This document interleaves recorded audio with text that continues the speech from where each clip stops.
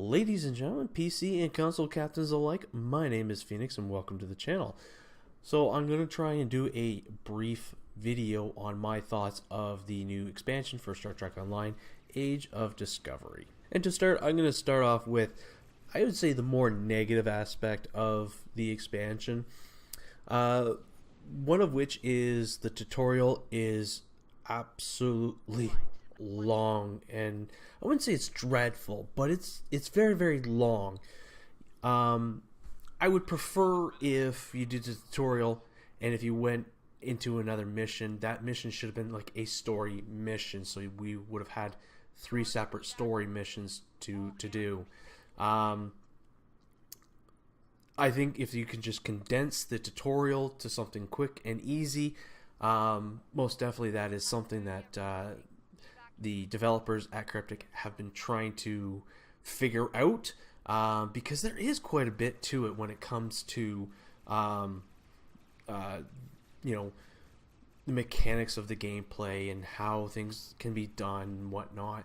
So and unfortunately the tutorial doesn't really show you much, and that's another thing that they seem to, I don't know if they seem to miss that, but you know, like they should show you sort of all this basic stuff, not as you go along, but right there in the tutorial, just do that, and then we can jump into missions and stuff like that.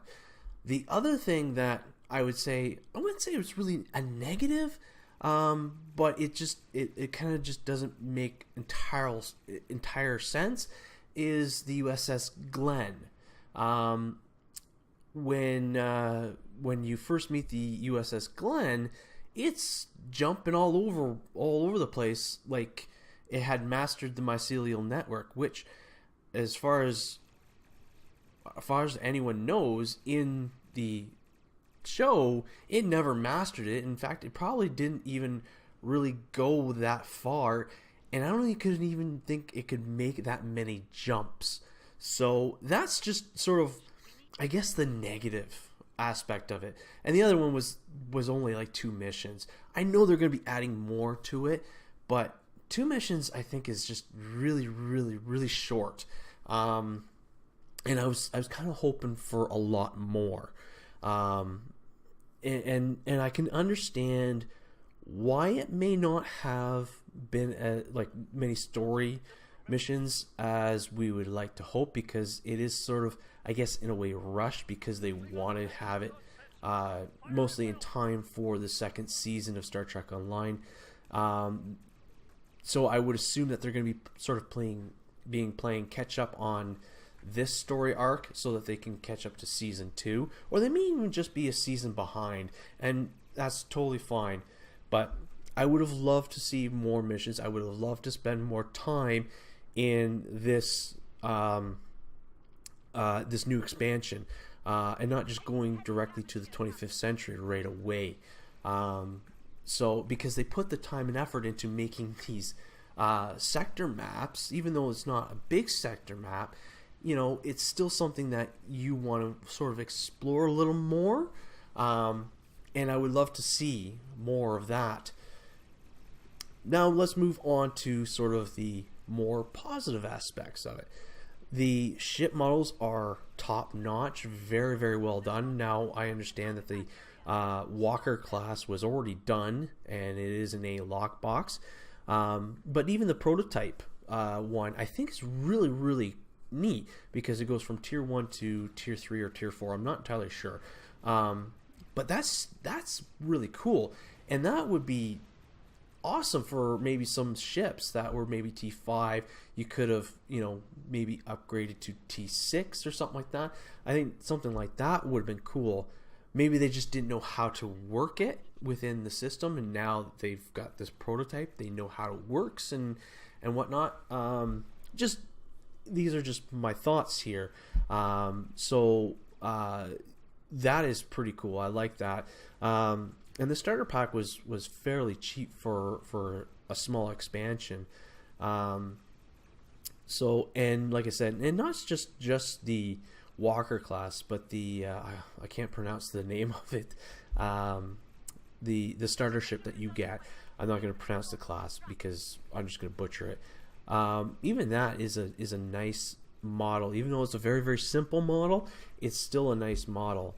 And I think it's something that I think maybe unique to Star Trek Online. I don't think it was ever premiered in the show, so that's good.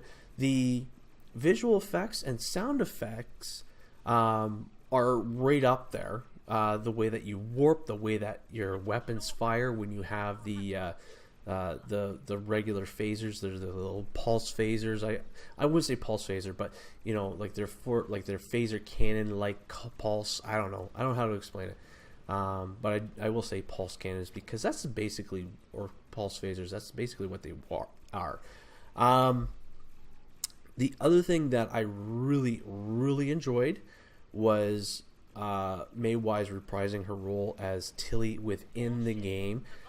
The voice acting that she did was one of the best I've seen in a long while. I was fairly disappointed with the voice acting with Victory's life, and you know, when you listen to Kira and she's doing her dialogue, and you know, there's no emotion, there's no conviction like she was on the show when she was actually acting in the show. You know, like she was very strong and very verbose and whatnot, and in the game it's just like she just read her lines and said, okay, that's it, I'm done, out. And that was it. No, it was like one shot, done, no more.